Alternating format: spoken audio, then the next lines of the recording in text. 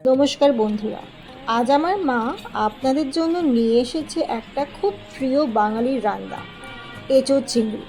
হ্যাঁ, এঁচোড় মানে কাঁচা কাঁঠাল, যেটা আমরা সবাই জানি, আর চিংড়ি হলো আমাদের সবার ফেভারিট। আর এই দুটো মিলে তৈরি হয় একটা দারুণ স্বাদিষ্ট তরকারি, যা খেতে একদম বাড়ির মতন লাগে। তো চলুন দেখে নিই মা কীভাবে এই রান্নাটা করছে।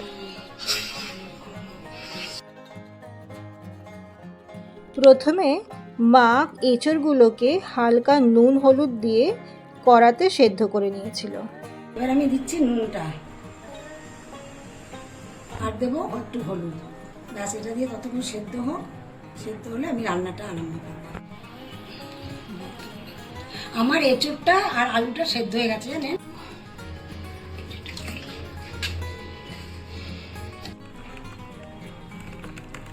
এটা হচ্ছে পেঁয়াজ, আদা, রসুন বাটা।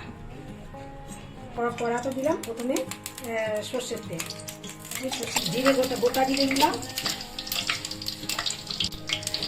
তেজপাতা দিলাম, শুকনো লঙ্কা, এবারে দিলাম ছোট এলাচ আর দারচিনি।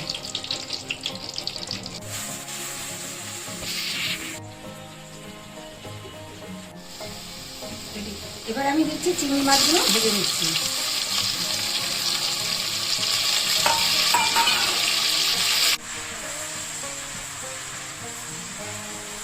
মাছটা আমি বেশি ভাজবো না, কারণ চিংড়ি মাছটা বেশি ভাজলে শক্ত হয়ে যায়। এবার আমি দিচ্ছি আলুগুলো, আলু এঁচড় সব একসাথে আমি দিয়ে দিচ্ছি। এটাকে ভালো করে আমি করবো। এবারে আমি এর মধ্যে দিচ্ছি পেঁয়াজ বাটা, আদা বাটা, রসুন বাটা।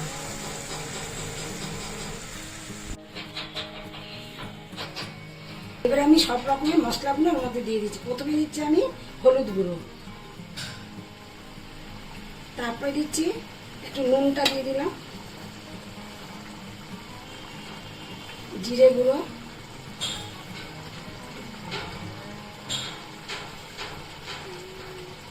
ধনে গুঁড়ো, গোলমরিচ গুঁড়ো, কাশ্মীরি লঙ্কা। এবার এটাকে আমি ভালোভাবে কষাবো।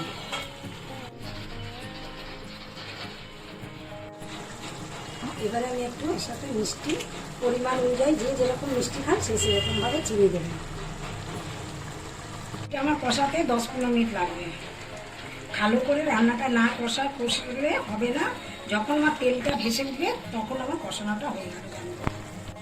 গন্ধ ছেড়েছিলাম বলছি, আমি যে কষছি রান্নাটা আমার গন্ধ এসছে, সেন্ট এসছে, করছে। হ্যাঁ, জামাইকে জিজ্ঞাসা করছি কেমন গন্ধ ছাড়ছে, আমার জামাই বলছে খুব সুন্দর গন্ধটা ছাড়ছে মা।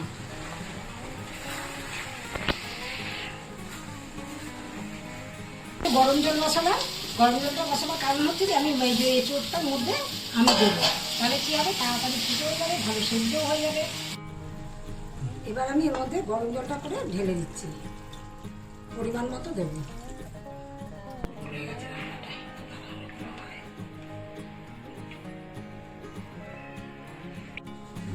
এবার আমি রান্নাটা হয়ে এসছে, আমি ঢাকনাটা খুলে দেখছি কতটা আছে, ঝোল আছে। তারপরে দিয়ে দিলাম একটু গরম মশলা। তো কেমন লাগলো আমার মায়ের এঁচোড় চিংড়ি রান্নাটা? যদি ভালো লাগে তাহলে একটা লাইক আর সাবস্ক্রাইব অবশ্যই করে দেবেন। আমার এঁচোড় চিংড়ি ডালনাটা শেষ। এবার আমি বন্ধ করে দিচ্ছি গ্যাস। এবার আপনারা দেখবেন কেমন লাগছে। আমারটা লাইক করবেন, শেয়ার করবেন, আর আমার চ্যানেলে একটু দয়া করে সাবস্ক্রাইব করে দেবেন দিদিরা।